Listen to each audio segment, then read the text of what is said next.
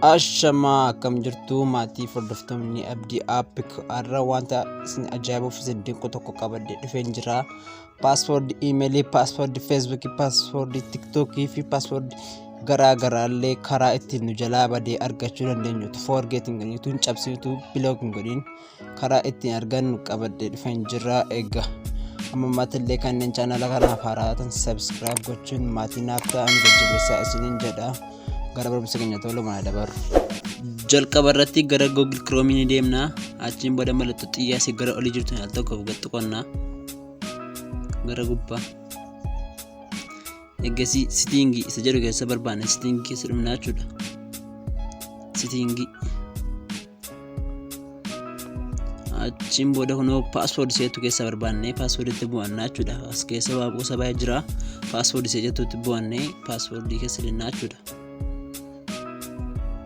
Password kunooti haala kanaa fide jira ergasii tokkoof gaxxiqannaa jechuudha.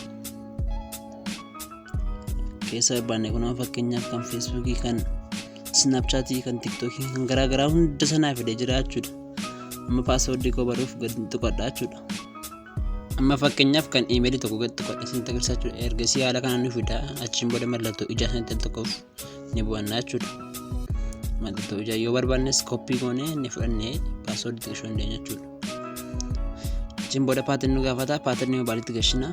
Eegasii nu fidaa jechuudha. Xiqqoo ture nu fida ergasii. Amma fakkeenyaaf kan konaa fideera paaswoordii mul'achuu waan qabneef mul'isu dhiisee malee konaa fideera jechuudha. Akkasumallee kan biraa inni ilaaluu dandeenya. Kan biraa ammas gaxxiqonni eegasii koppii goonee peesti gochuu dandeenya jechuudha. Eegasii amma saalumaanaan erga paaterni gashee nu fidaa. Amma hunda saara kana isin ilaalachuu dandeessu paaswoordii waan dhokachuu qabuuf hin dhoksee. Egaa hunda isaa paaswoordii hunda isaas keessaa argachuu dandeessu jechuudha. Isinis haala kanaatti fayyadamuu dandeessu jechuudha. Yoo paaswoordiin keessan isin jalaa badee waan biraa tokkotu hin cannaqamiin karaa biraallee iddoo biraatu hin naqin utuu haakiin godhiin utuu hin cabsin bakka waa tokkotu hin godhiin paaswoordii keessan hunda isaas jalaa argachuu dandeessu. Amma fakkeenyaaf as jalaa hunda isaa kan snapchatii, feesbuukii, tiiktookii, iimeelii garaagaraa iimeelii hamman bane hunda isaas jala naakaa jira. Egaa isin hunda isaa argachuu dandeessu. Egaa wanti kun illee daataa yookaan waayifaa tokko malee kan hojjetudha. Fakkeenyaaf daataa koo cufee isinitti agarsiisa. Ammas akkaataan dhixee isinitti agarsiisaa jechuudha. Daataa koo cufee waayifaa koo cufee intarneetii tokko malee kan argannudha jechuudha. Amma deemee isinitti agarsiisa. Ammas akkuma silaa xiyya gubbaatiin tuqaa sadii gubbaatiin ni bu'annaa.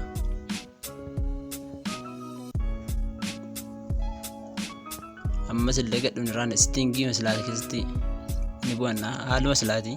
Ammas paaswoordii matti bu'anna.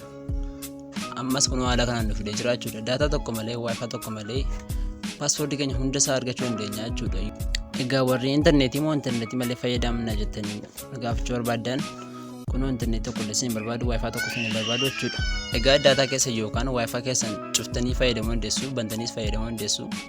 Waa tokko isinirraan fixuu jechuudha. Saantimallee fixuu waayifaa keessan illee firiidha jechuudha. Egaa barnoota keenya irraatti akkatti gammaddaniif irraa barattan abdii guddaan isinirraa qaba. Ani mammaatti illee kanneen chaanala kanaaf haaraa ta'an sabskiraayib gochuun maatii naaf ta'an jajjabeessaa isiniin jedha. Galatooma.